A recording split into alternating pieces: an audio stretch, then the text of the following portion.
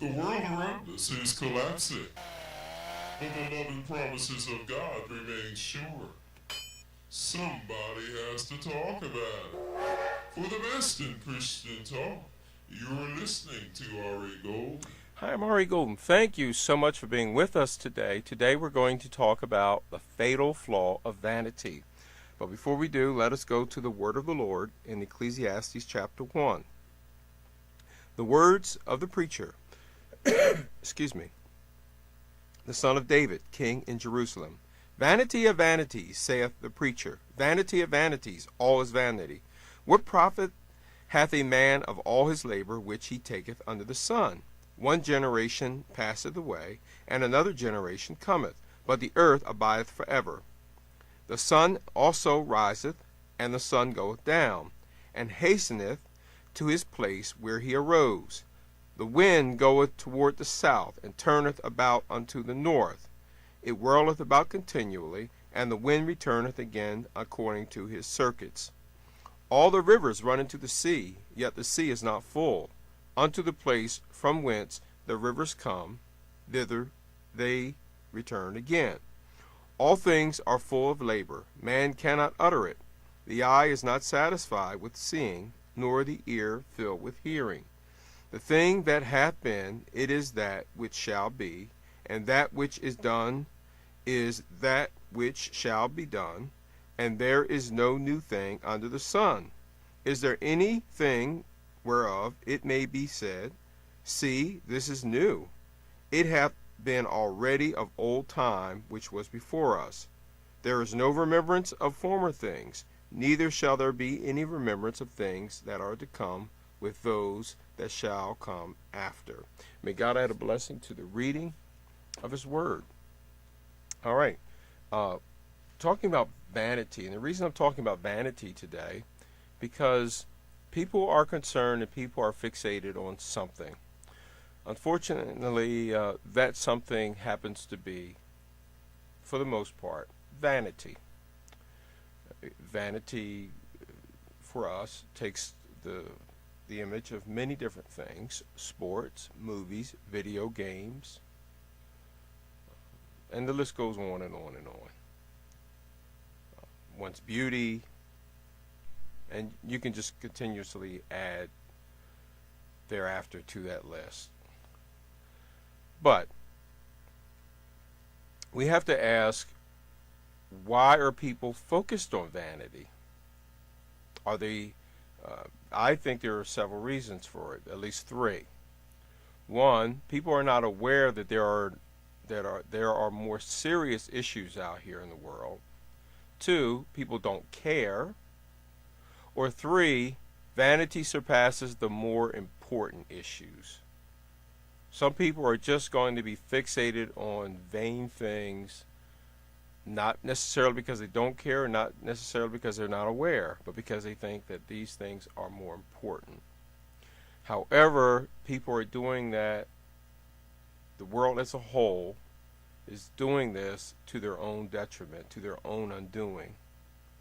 All right? That's not to say that people are not engaged to some extent with what's going on, but what's happening, we're finding that people, because they're fixated on vain things, it allows the elite, it allows the wicked one, Satan, to manipulate their minds and their thinking so that when serious things are projected to them, and when serious things are going on around them, their mind is conditioned to a certain extent, or to a large extent, where they're not able to properly respond. They're not able to properly interpret. They're not engaged to properly understand what's really going on. It's sort of like, if you look at my email address, I have two. I'm getting away from Yahoo, but Yahoo's one of them. I also have StartMail. That's going to be my permanent email address because it's It's protected. It's what I'm looking for. It's protected uh, from the hackers and things like that, or at least to a great extent, or a greater extent than what I've been used to under Yahoo. And if you go to Yahoo News, you'll see that they give you news when you go to their homepage, but the serious issues, the serious stories are right alongside the mundane and the outright foolish and the silly. So on one hand, I should have brought my iPad and I could show you these because it goes on all the time. Of course, this is all by design. So on one hand, you could be talking about the earthquakes in California. You could be talking about the riots that took place in Ferguson, Missouri. And the next story right next to it, or a couple stories away, or within that scroll line before you go on, roll over to a new set of stories, they'll have silly things like how the gay football players making out on his new team, or something about Hollywood. I mean, just things that really don't even matter. Now, I'm not saying you should not have access to that information if you don't want it, but it probably should be something where you could have to work a little bit to access it. But when you have serious things that affect modern civilization, the future of humanity, that affect the attack on humanity that we're all under, these things deserve very serious look by the readers. And of course, you wouldn't expect Yahoo to give you the proper format and put the proper emphasis and give you the true story. But I'm just trying to point out, though, that represents sort of where we all are for the most part, where people have this jumbling together of the serious and the not serious, and it's just leading to people's confusion and to people's detriment as a whole. Because if you don't understand what's really going on in the world, if you don't understand how the world works, if you don't understand modern current events, then it's going to work towards your detriment and to your injury. Because I mean, even Jesus, when he taught, Jesus spoke several times mentioning, do you not understand the words that I say to you? Do you not even understand the signs of the things that and the illustrations that I'm using? I'm using agricultural illustrations. I'm using other illustrations that you're familiar with. Do you not understand what I'm trying to show you? See, God can only give you but so much. You have to take the information. You have to work with it. You have to look into it. You have to interpret it. You have to seek after the information. If not, then what you're going to be victim to, and that's what we see for the most part, you're going to be manipulated. You're going to be under heavy mind control to control your thoughts and the way that you receive information. You're going to be a slave, a functional slave. And that's what we see all around us. All right? If you don't inform yourself, if you don't become proactive, if you don't engage, if you don't seek after information, if you don't pull away from the mundane and the outright silly and focus on real issues, the elite take that as a green light to further enslave you and to take the level of tyranny to another level. It's all by incrementism, where it's a little ratchet, it's a little notch at a time. It's very, very slight, and you have to You have to be perceptive. You have to be awake enough to, not saying you understand everything, but you can't just take everything that's being given to you. You're being manipulated. You have to, I mean, I know that the world is slanted, the world is manipulated, the world is under heavy demonic control. I know that.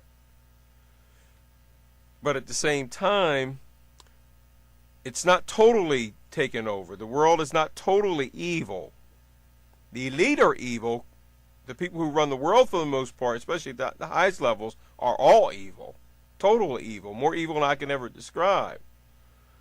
But their whole system, those that are working within the system, all of them are not evil.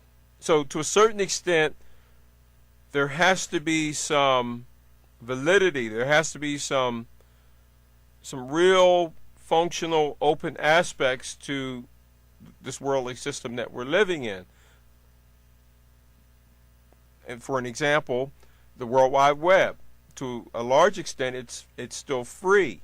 You can go and search in the search engine and largely find out very easily the things that I and others that produce videos that have shows will you can research information that we give you and see if they're so. When we talk about vaccines, when we talk about government drug running, whatever the case may be, you can look these things up. You can see the news articles. You can look at the websites, the videos of the whistleblowers. So the elite take it, when you don't do that, they take it as a green light to, one, to continue the tyranny, and two, it magnifies their magic, because all of this tyranny is encapsulated within their demonic magic. That's right. That's what all of this is all about. It's all demonic, occult, esoteric magic. And it's not new magic. It goes all the way back to Babel. And every other civilization between, where civilizations have picked up on the occult and magic, demonic magic. It's all old stuff, and it never went away.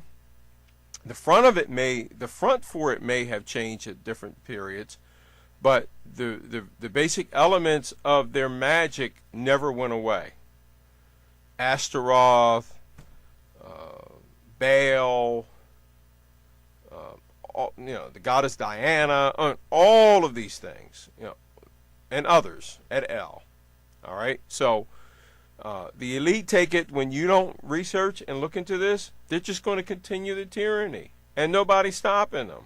I mean, it's almost like when I used to watch football. I gave up on the NFL several years ago. I was never a huge fan, but I used to follow the Philadelphia Eagles a lot. And I remember I was watching a Sunday night game on the internet, and that was the incident where the young man had killed his girlfriend and baby, maybe not killed the baby, but killed his girlfriend and then turned the gun on himself.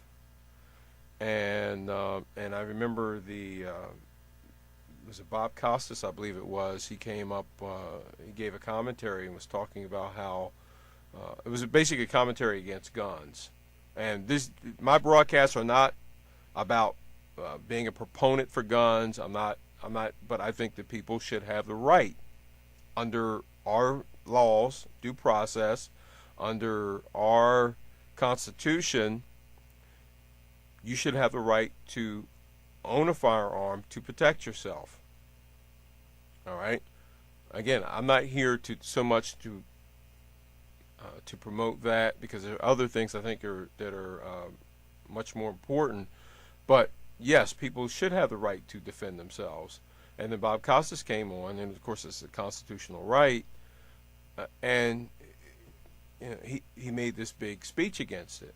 And from then on, I stopped following the NFL, and I started, as I backed away from it, I started seeing that, of course, I started getting more and more into understanding how things really work, that the devil always hijacks things that are very popular. NFL, NBA, whatever. If it's popular, guaranteed, not a possibility, guaranteed the devil has hijacked it.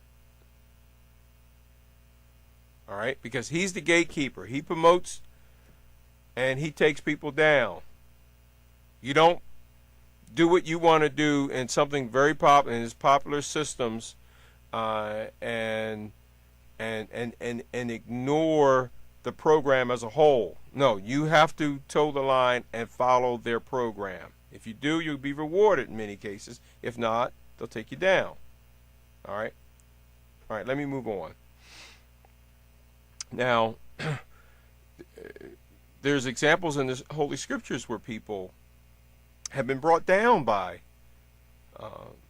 and we are warned about being fixated on being vain. Look at Samson, strongest man to ever live. Look at what happened to him. Fixated on vanity of the Philistine woman. All right? And that eventually brought him down. He gave his secret, and we know the rest of the story. He met his demise. Look at what Jesus said in Matthew 24:38. He said that in the last days they're going to be eating and drinking, along with other things. Fixated on just vanity. Just enjoying life, living at large, having a great time. Right. But that's going to run its course. Look at what Jesus said in Matthew 25:1-13, with the 10 virgins. 5 were wise, 5 were foolish. The foolish ones were fixated on vanity. The wise ones knew that the time they were living in was very serious, and they prepared themselves. That's what we're trying to tell you. And I'm not working in conjunction with anybody else releasing videos or doing broadcasting. I'm not working with anybody. This is totally independent. But I, along with others that are trying to get the word out, we're trying to help shake and wake people up to see that you're being manipulated. You are under mind control. I'm not under mind control. What proof do you have that we're under mind control? Well, the proof that you're under mind control can be seen in the fact that you don't see that you're being controlled. I mean, you have to be under mind control to be told that your water is being deliberately contaminated with mining waste, fluoride, instead of being properly disposed of. We pay, our water companies pay the mining companies, or through an intermediate, to give us this stuff to put in our water, and we say it's for our teeth. But it dumbs us down, it reduces IQ, and it's been linked to brain cancers. You can look at a Harvard study, recent or not so recent Harvard study that revealed that information. We already knew that, but to their credit, Harvard even released that information in their report. That prominent symbols and objects found throughout our nation's capital, even or name of our capital, Columbia, and the Washington Monument, the phallus, and all of the occult writings in the Senate chamber, and the list goes on and on and on and on. Right? All of those things can be traced to a dollar bill as well. All of it. With I knew it's Cephas, the pyramid, All of that's occultic. And you can go back and you can research all of that, and you'll find that all of it has roots in the Illuminati, in Satanism. And people say, oh no, well, it's really no big deal. Well, that's mind control. It's no really big deal. Well, there's your proof that you're under mind control. Because an alert, alive individual would say, oh my gosh, they're doing what? And you'll do something about it, but you don't do anything about it. You put your head down and you just keep moving on. Like nothing's happening. Well, there's an end game to all of this. Now, I don't know exactly what's going on. The only thing I understand, of course, we're all looking through a glass darkly, as the scripture said. All right? Nobody fully understands, except for those that are in this system at the very top. But my guess would be that everything is not fully, of course, God, there's a timeline that God allows as well. But these people do not have their program totally where they want it to be. If they did, and if God allowed them, they would have unleashed the full hell fury of whatever they have. And we only see just the tip of it. And that's hellish. So, this system is not perfect. The system is not, it's still in the incubation phase, but we are getting its effects to a large extent. Our health, our environment, all of which is being affected by the elite with their technotronic system. And people really just need to wake up and understand that your world is being created and being transformed for you. Your vote has nothing to do with it. They do what they want to do anyway. And to another point I was making there as well, when like all of the golfing President Obama does while the world burns, literally while the world burns through bombs that he has sent, and all of the coups that we've done, overthrowing various leaders, Libya and throughout the Middle East and things, Egypt, Libya, as I said.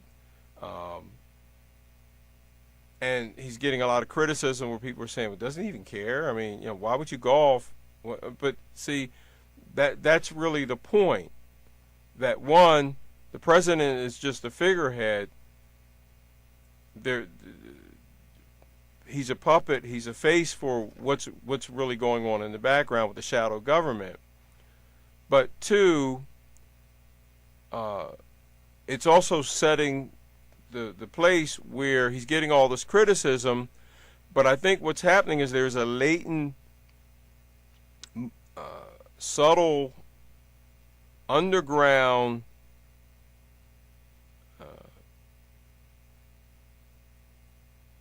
positioning here going on where something, in my mind, something big is going to happen. And then all that criticism that he's been getting for playing golf and the vacations and all of that, it's going to go away because he's going to come back, he's going to give a strong statement, strong response, and all of that's going to go away, and we're not going to remember it anymore. See, he knows what he's doing. The elite know what they're doing. This is all programmed. This is all subterfuge. This is all coordinated. And to me, when I see that, again, it tells me that there's probably something big, really big happening. Then he's going to come in as a savior. But, of course, that means that our rights are going to be taken away, and that we're going to the next level of tyranny. That's the government's response to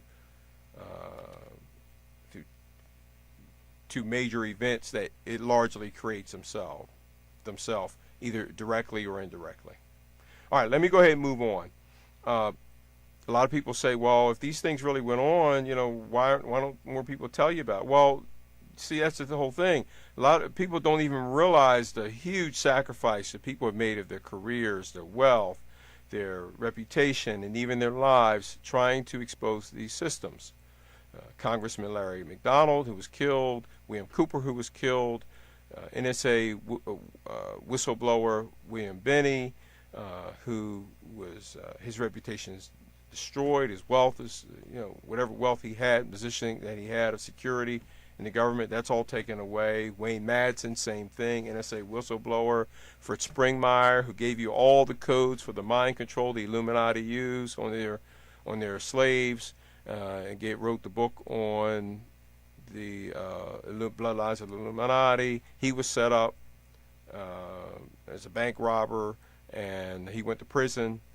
CIA whistleblower Susan Lander, and reporter Gary Webb, who was killed for exposing government drug running, and the list goes on and on and on. All right, not to mention the various Christians around the world, pastors, saints of God, in underground churches in China and around the world who are dying and are suffering greatly, North Korea and other countries, for the name of Jesus Christ.